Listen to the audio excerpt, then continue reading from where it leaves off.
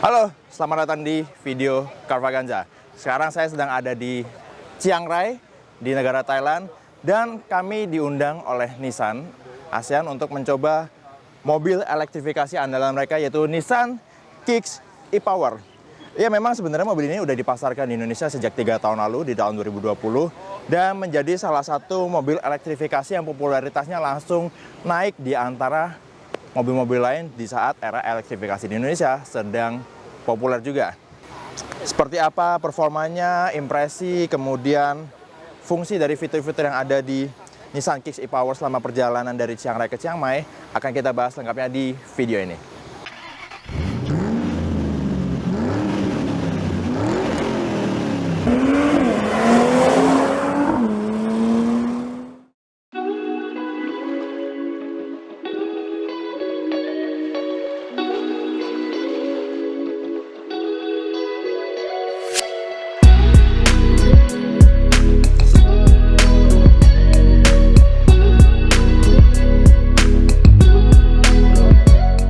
Nissan Kicks e-Power emang udah beberapa tahun beredar di Indonesia. Tapi ini adalah pilihan mobil elektrifikasi yang menarik. Walaupun bukan full elektrik, tapi dia punya satu kelebihan yang bikin berkendara dengan mobil listrik itu jadi lebih praktikal. Dalam arti nggak pusing nyari-nyari charger atau charging station. Karena seperti yang kalian tahu, Nissan Kicks e-Power itu memadukan motor listrik sebagai penggeraknya, satu-satunya penggerak dari mobil ini, kemudian baterai dengan mesin pembakaran internal sebagai generator untuk charging baterainya. Makanya dia bisa menempuh jarak yang lebih jauh, kemudian nggak perlu pusing nyari charging station, tapi masih menghasilkan emisi CO2 walaupun minim. Nah, sebenarnya dari acara Nissan e-Power Experience ini kita diajak untuk mencoba, selain kepraktisan dari teknologi e-Power sebagai teknologi elektrifikasi, kita juga diajak untuk merasain gimana impresi atau performa dari Kicks e-Power ini untuk menempuh perjalanan antar kota. Kebetulan rute yang di setting sama Nissan sendiri itu menarik, dari Chiang Rai, bukan dari Bangkok tapi dari Chiang Rai, salah satu kota yang agak di tengah-tengah negara Thailand yang punya daya tarik dari keindahan alamnya sampai ke Chiang Mai. Kalau bicara soal handling, ya seperti yang kita pernah bahas, mobil ini sebenarnya cukup oke karena dimensinya compact, setirnya enteng, jadi untuk manuver di jalan yang berkelok itu no effort. Tapi sayangnya untuk karakter suspensinya kerasa terlalu keras untuk mobil yang harusnya nyaman untuk dibawa dalam kota dan keluar kota. Mungkin karena ada penempatan bobot yang lebih di bagian belakang, jadi Nissan mengembangkan karakter suspensi dari Kicks e-Power ini agak lebih keras dari mobil SUV sekelasnya, karena ada bobot yang lebih berat yang harus ditopang oleh sistem suspensinya. Jadi menjadi kompromi sedikit untuk faktor kenyamanannya. Tapi dari satu sisi, dengan adanya bobot tambahan yang membuat center of gravity-nya itu lebih di bawah, membuat mobil ini punya handling yang lebih dinamis dibandingkan SUV dengan mesin bensin konvensional. Seperti yang kita rasain ini sekarang lagi ngelewat kayak di hutan habis turun dari kebun teh. Ini bodinya anteng banget untuk ngelewatin tikungan dari kecepatan atau radius yang medium. Kemudian karena dia pakai motor listrik, jadi untuk lahap jalanannya naik turun, tanjakan yang cukup curam itu gampang karena ya motor listrik direct, torsinya padat sejak awal. Walaupun untuk Kicks e-Power ini Nissan merancang karakteristik dari output delivery-nya itu cenderung lebih linear. Nah, bicara soal sistem e-Power sendiri, tentunya untuk kendaraan elektrifikasi sekarang udah bukan hal baru lagi untuk menyediakan fitur regenerative braking. Untuk di Nissan, dia untuk mengaktifkannya cukup geser satu kali lagi ke bawah di tuas transmisinya menjadi ke mode B dari mode D. Dia akan mengaktifkan regenerative braking, tapi dia nggak ada pilihan level dari 1 sampai ke berapa seperti di mobil listrik pada umumnya sekarang.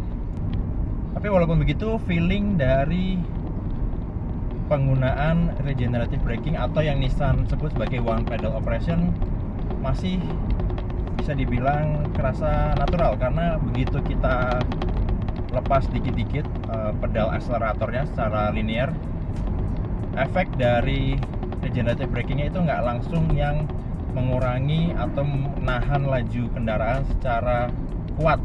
Jadi nggak ada kesan atau sensasi seperti mobil itu di rem tiba-tiba.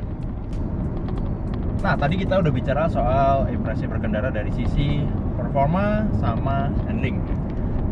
Sekarang kita bicara soal kenyamanannya. Ternyata untuk Kicks e-Power di market Thailand, khususnya untuk yang versi model year 2002 ke sini, ada peningkatan untuk sisi NVS-nya, noise, vibration, dan harshness.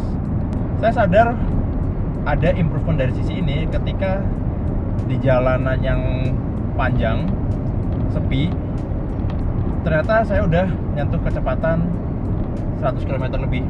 Padahal biasanya untuk kecepatan segitu, mobil dengan segmen atau ukuran seperti Kicks ini nggak senyaman ini, alias mungkin suara angin dari luar itu lebih masuk ke kabin, kemudian getaran dari guncangan bodi itu lebih nggak enak.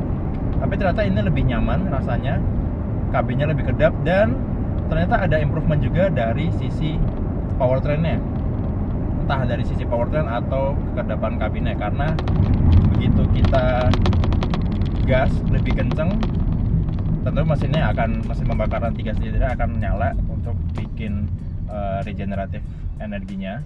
Tapi terasa lebih kedap dari Kicks e-Power yang pernah saya coba 3 tahun lalu di Indonesia.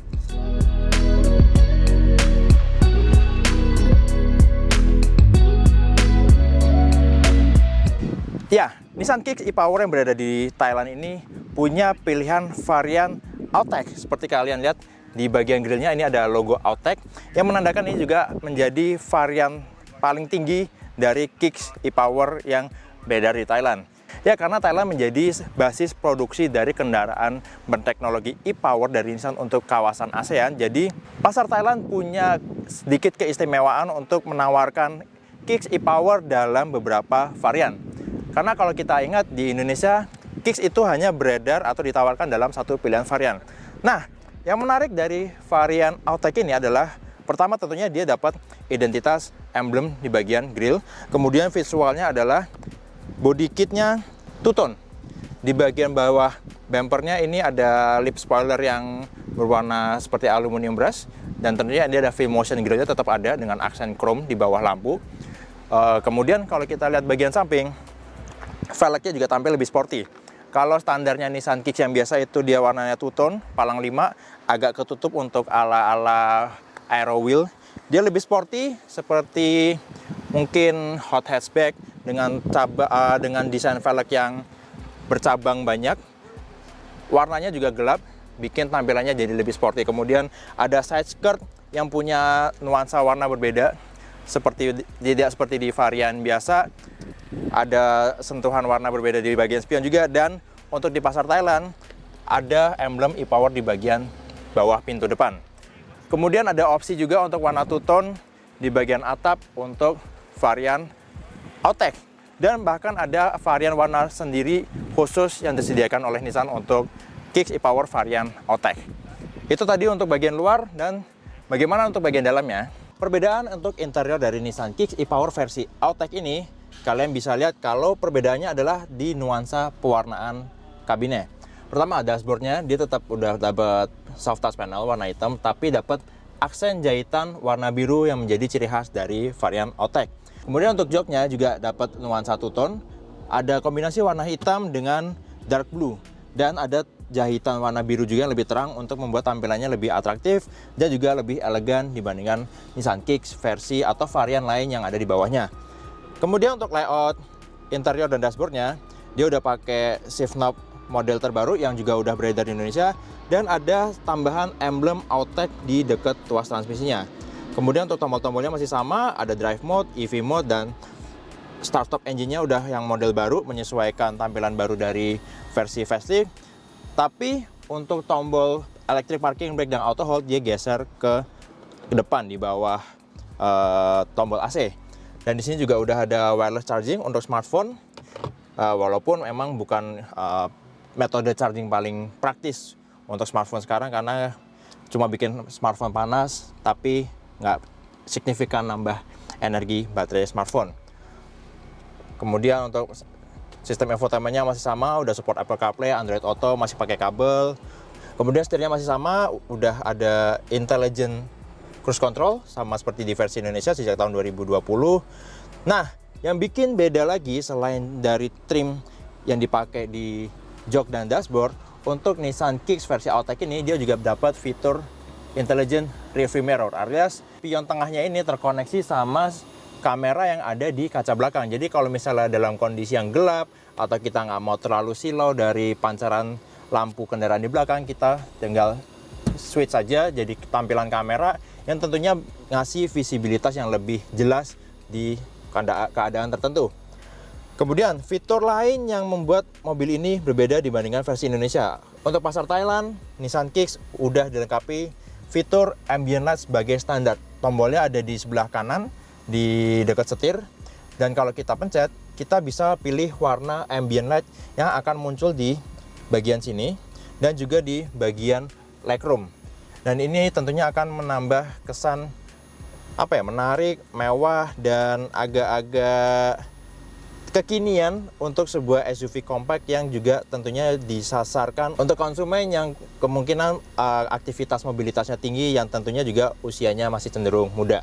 Nah, masih soal perlampuan di interior atau di Nissan Kicks e-Power ini, kalau kita buka pintunya di dalam kondisi gelap, dia ternyata udah dilengkapi dengan welcoming light.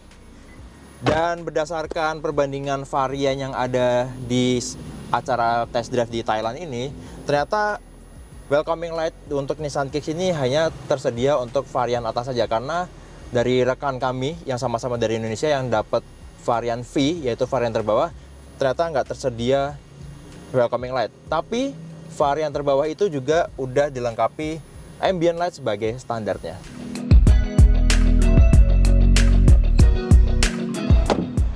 Oke, jadi itu dia experience kita jalan-jalan di Thailand dari Chiang Rai sampai ke Chiang Mai dengan Nissan Kicks e-Power.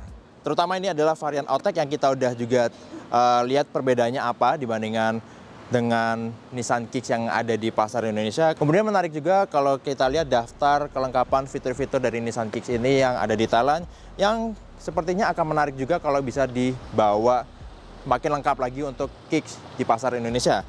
Dan juga kita udah cobain seberapa asiknya, seberapa praktisnya teknologi powertrain e-Power yang menjadi andalan Nissan untuk Kicks e-Power ini, yang juga udah beredar di Indonesia sejak tahun 2020. Jadi Kicks e-Power terutama dengan teknologi powertrainnya ini jadi solusi yang menarik, praktis untuk customer yang mau punya mobil listrik tapi nggak mau pusing cari-cari charging station karena entah tempatnya jauh atau antriannya panjang. Dan ini adalah solusi yang menarik yang bisa diterapkan sebagai jembatan kalau nantinya dalam beberapa tahun ke depan mayoritas pabrikan besar di dunia udah beralih produksinya menjadi full elektrik. Jadi itu dia untuk Nissan Kicks e-Power di Thailand. Terima kasih sudah nonton video ini. Kalau suka video ini silahkan klik like dan share ke teman-teman kalian. Kalau ada yang ingin sampaikan atau ditanyakan langsung tulis kolom komen. Dan yang terpenting jangan lupa untuk subscribe ke channel Carvaganza. Main-main juga ke channel di Official Auto, website carvaganza.com, auto.com, dan sigwheels.co.id. Sampai jumpa di video Carvaganza selanjutnya, and let's talk about cars.